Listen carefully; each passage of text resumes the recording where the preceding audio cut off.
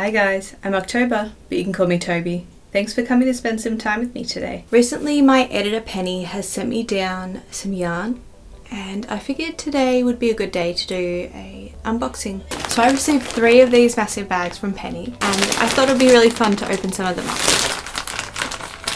In this first bag we have some lovely blue from Dolce Yarn Art. Now these are like chenille style yarns. I don't actually have many of these. I only have the one that I made this little cat in, and that was a very cheap one that I found just to try out, and it was falling apart as I was using it.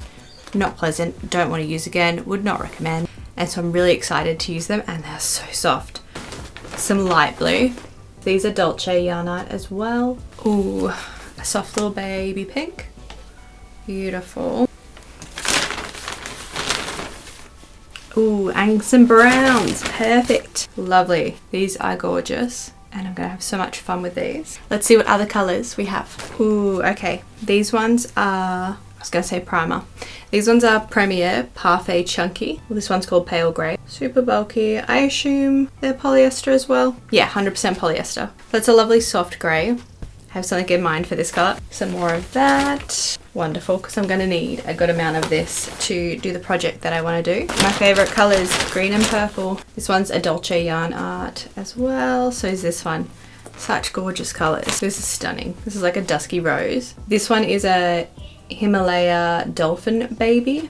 Never even heard of it. What a beautiful colour. Oh yes, I have another one of those. And a slightly deeper pink. This one is in the Himalaya as well. Gorgeous. And the last 2 for this bag are both Dolce Yarn Art. A brighter pink and a black. Standard, need black for everything. I'll pop these across and I'll do some colour comparisons at the end. This is a bit of a tall stack. You watch me knock this off in like 2 seconds. And the last bag. Oh no, I've covered my knife. We did have a brief chat about doing this actually, because Penny used to crochet but had an injury and no longer can, and so she has a lot of yarn left over that she can't currently use, and I do not have any of this chenille chunkier yarn, but I do want to do more amigurumi tutorials, and I think it would be more fun in the chenille rather than in the like 8-ply acrylics that I have. So yeah, this is excellent. I'm really excited to get into these and start using them. I'll just open up this last bag. There's something so satisfying about seeing colourful yarn, like about having yarn. I don't know what it is. Anyone else who works in fibre arts, do you get that joy of like you see a fun array of colours in whatever fibre you're using and it just makes you happy? Awesome. We've got this, it's a soft brown, a soft cool brown in the Dolce Yarn Art. Some white. Always need white, always need black. So that's awesome. That's also in the Dolce Yarn Art. Ooh, I presume this is the Dolce Yarn Art as well. It's this lovely soft orange. Beautiful. I have plans for that. Another Dolce Yarn Art in this really nice soft tan, or a like sand, I suppose you could say as well. And a couple more in the yellow orange range, which is amazing. I have plans for the orange ones. Awesome. And this one, this is really exciting. So this one is Zaddy Crafts. This is his a really good chenille yarn. And I've been really wanting to try his out since I saw he launched. Zaddy Crafts is on YouTube. He does amigurumi and he's in Australia, down in Melbourne, I believe. He released his own chenille yarn for Australia because we have a severe lack of good chenille yarn options. Like I was just in the craft store the other day in Spotlight. I don't think I even saw chenille yarn. It wasn't what I was looking for. I was looking for cotton. And so when I saw that Zaddy Crafts had brought his own out, I was desperate to try it out. And every time I went to the website, he had sold out, which amazing. So happy for him that it's doing well. And since then I just haven't got around to getting any. Yeah, he's got a beautiful range of colours. I'm really excited to try it out and use it. There's so much yarn. This makes me so happy to be covered in yarn. So we have 4 whites, an essential colour. If I'm doing any tummy patches, definitely will need white. So that's awesome. Soft grey, this soft grey yarn. I have a project.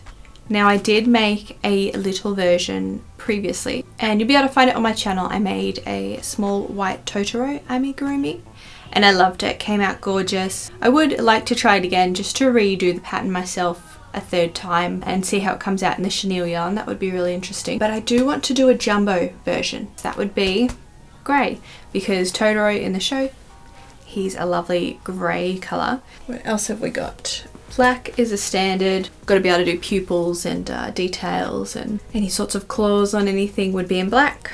So we have, I think this one would fall into the orange realm as well, and this extremely bright yellow doesn't really fall into the orange realm, but with the oranges I have something I want to make for one of my nieces. Her favourite colour is orange, so I definitely wanted some orange sent down. I'm glad I have a range to pick from. Yeah, that will be an upcoming one. The yellow will definitely come in handy for anything bright and colourful. These taupey colours and the browns. I do want to do a little amigurumi lion for one of my nephews. Green is amazing. It's a lovely mint. I might have to get her to send me some more stuff down, considering how gorgeous these colours are actually. I can just imagine, like, this will go so beautifully with the pinks, the blue, with the brown. It would be stunning. Alright, let's have a look at the different pinks that came through. I'm making a little mountain of yarn. You won't be able to see it because it's out of shot, which is a little sad for you, but makes me really happy. So look at that beautiful array of colours. That is stunning. Kind of tempted to use them all on something and do like a gradient effect. I haven't done a gradient effect with a wool that's not already like an ombre style wool, but this would be a really fun challenge to do something ombre working through this range of colours. Alright, and then the last few balls were these two blues, which are stunning. They're going to complement all of the other yarns so nicely. Well, I hope you enjoyed the little yarn haul, and I am very happy. I'm going to organise all my yarn now, I think, since I have all this new beautiful chenille yarn to add in. Let's organise all of my yarn.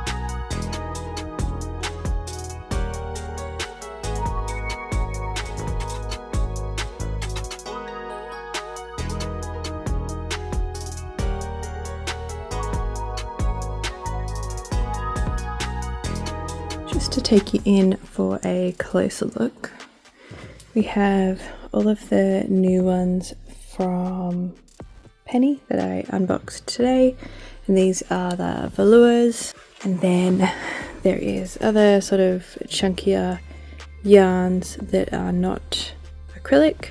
All of my acrylics, which can be used for doll hair, which is why that's a section in and of itself and why I have so many of them. Then I have all of my cotton yarns. Any of my bamboo and bamboo mixes are up here.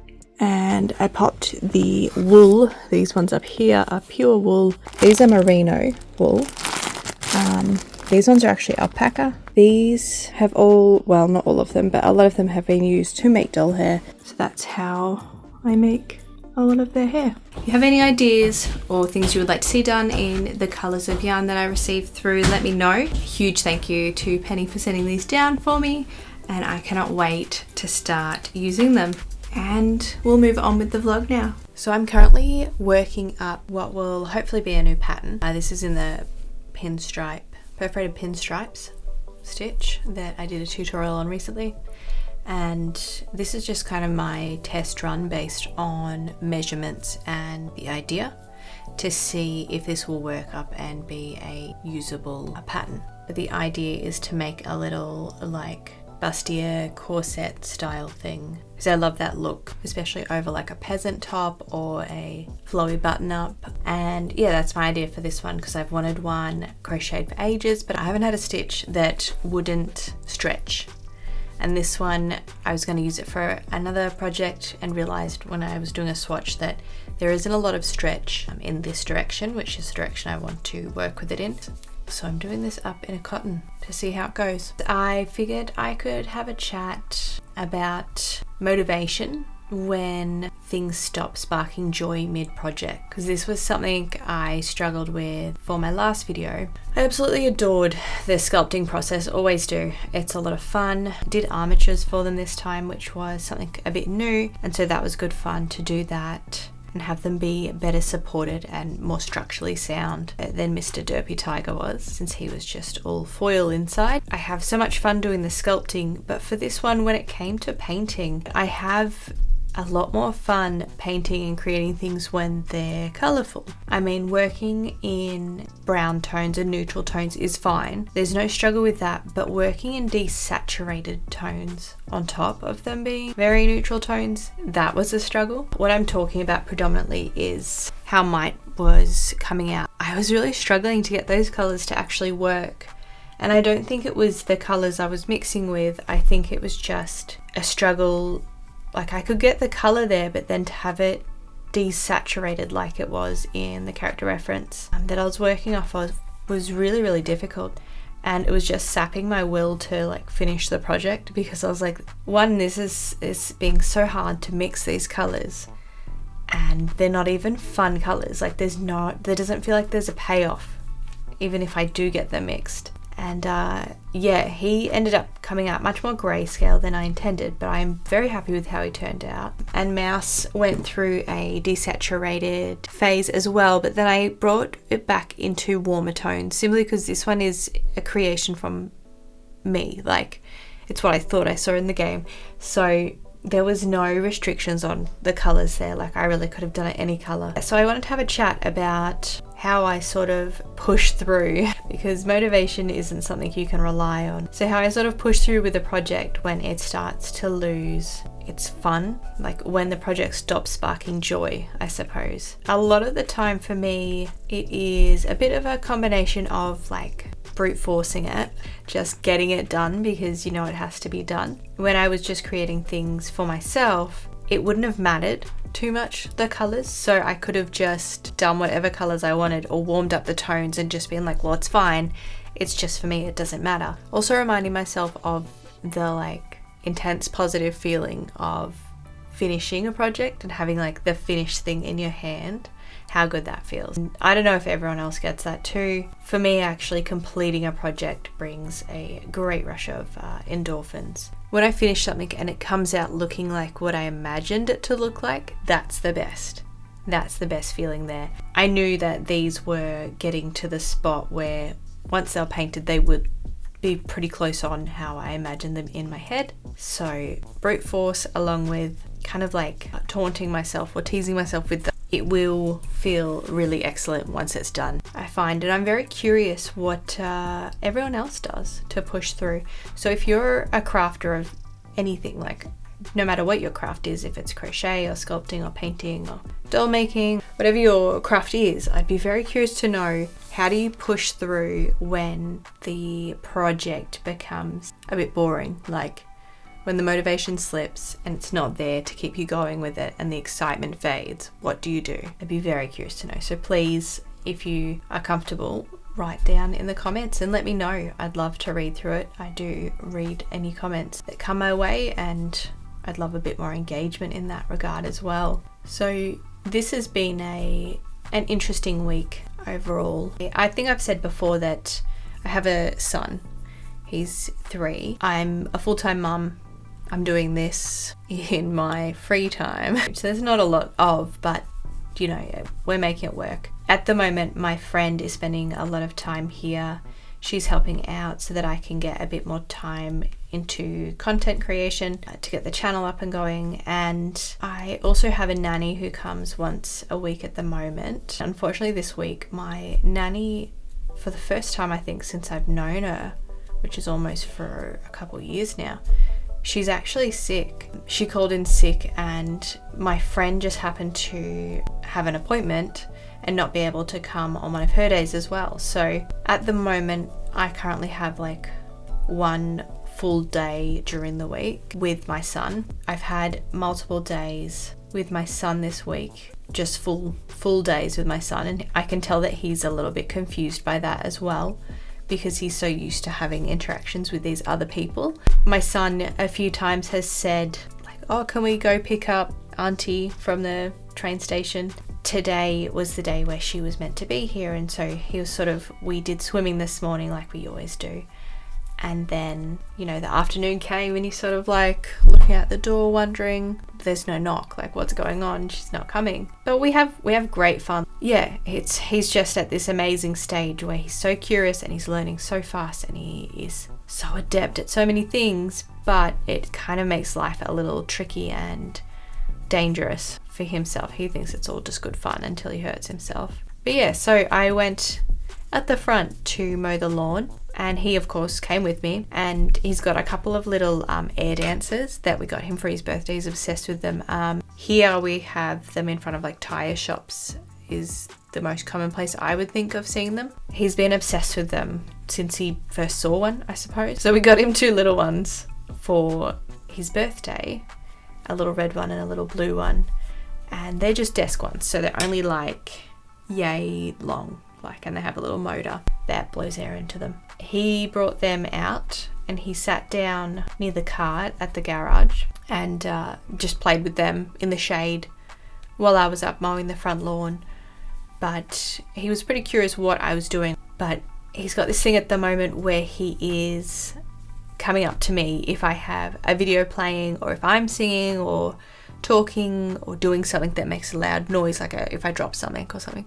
He comes up to me and he goes, "That's too loud, you need to stop doing that, it's too loud." So he came up while I was mowing to tell me that's too loud and you need to turn it off to the mower. So I explained to him what I was doing. I was cutting the lawn, and yeah, he sat down on the footpath and watched me mow the front lawn while he played with his air dancers. So it was really nice. Like, we just find these little things to fill our days. Something is off with my pattern here.